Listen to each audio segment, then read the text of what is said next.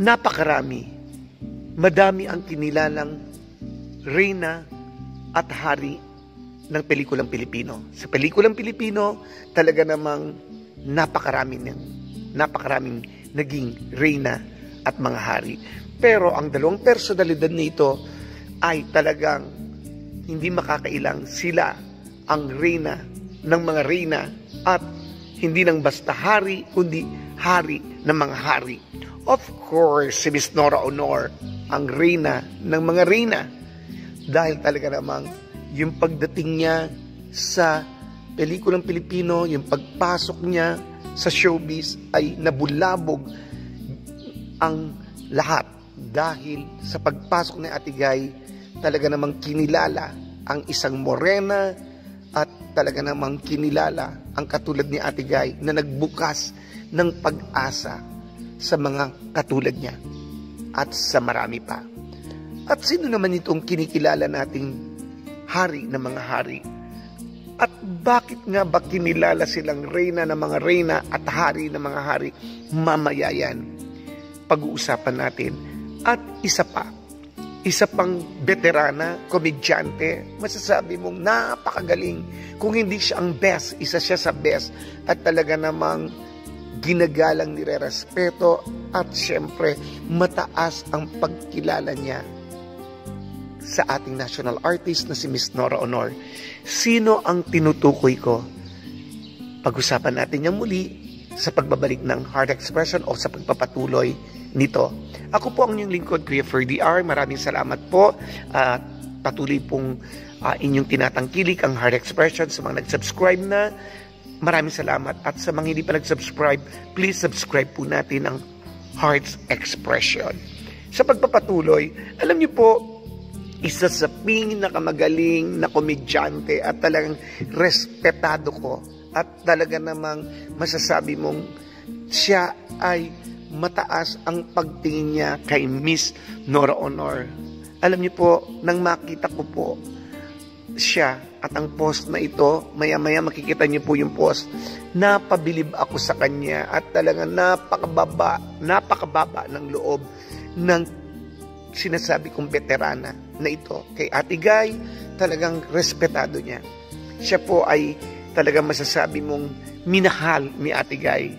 Kundi po ako nagkakamali, ang babaeng ito, natatandaan ko, ang komedyanteng ito, noong si Ate Guy ay buntis. Alam niyo po si Ate Guy noon sa Superstar Show, talaga namang buntis. Si Ate Guy yung nakita kong kauna-unahang babae na nagbuntis, na nagpakita. Hindi niya linihim. Yung iba kasi, pag buntis po, hindi nagpapakita na artista. Pero sa Ate Guy, siya lang po yung nagtuloy ang show niya sa Superstar nung ipinagbubuntis niya po si Mr. Ian De Leon. At alam niyo po ba, nung si Ate Guy manganak na, ang komedyanteng ito ang pumalit pansamantala sa Superstar show ni Ate Guy. Tama po ba? Talagang napakalaki ng role niya kay Ate Guy at sa Superstar show. Walang iba kundi ang tinutukoy ko po kung hindi si Miss Nova Villa. Clap, clap, clap, clap naman po dyan na talagang napakagaling at napaka-respetado. Ito po yung post na picture na kuha pa po noon. Biro nyo po si Ate Guy, makikita mong siya ang lumapit kay Ate Guy, no?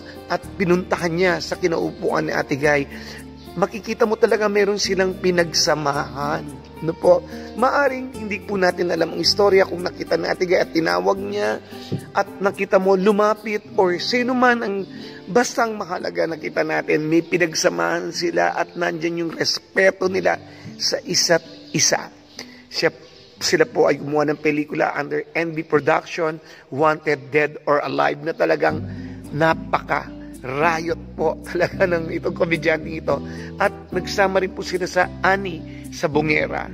At alam niyo po, isa po sa nag-guest po si Miss Nova Villa sa kay King of Talk Show. Walang iba kundi si Mr. Boy Abunda.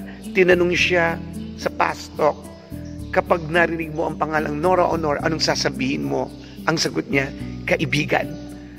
At talagang kabilib-bilib ang katulad ni Miss Nova Villa. Siyempre, may pinagsamahan sila ni Ate Guy. Parehong mababa ang loob at talaga namang parang nirespeto nila ang bawat isa. Maraming salamat Miss Nova Villa sa pagmamahal mo kay Ate Guy, at talaga naman proud kami sa iyo na talagang mahal mo si Ate Guy. At kung si Miss Nora Honor ang reyna ng mga reyna, of course, at talaga namang sino naman ang hari ng mga hari, alam niyo po, alam niyo na po yan, may idea na po kayo, alam ko pong may pumasok na po sa isipan niyo. Tama, ang tinutukoy nating hari ng mga hari, walang iba kundi si FPJ, Mr. Fernando po Jr. Ano po, talaga namang talagang siyang hari. Siya yung kinikilalang hari ng pelikulang Pilipino, mapa-action man, mapa-drama man, at talagang siya yung pinapangarap nung siya'y nabubuhay pa na maging katambal ng mga artista. At alam niyo po, kapwa sila nanalo ni Ate Guy ng Best Actress, Best Actor. Talaga namang kinikilala sila, Box Office King, Box Office Queen, di ba? Makita mo sila na talagang nandyan. Gumawa sila ng pelikulang Little Christmas Tree.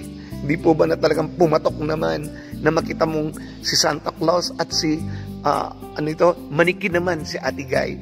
At alam niyo po ba, anong dahilan?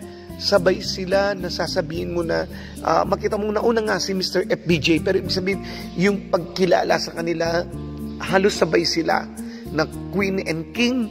At talaga namang nandyan yung kinilala silang actor at actress sa mga iba't ibang award-giving bodies.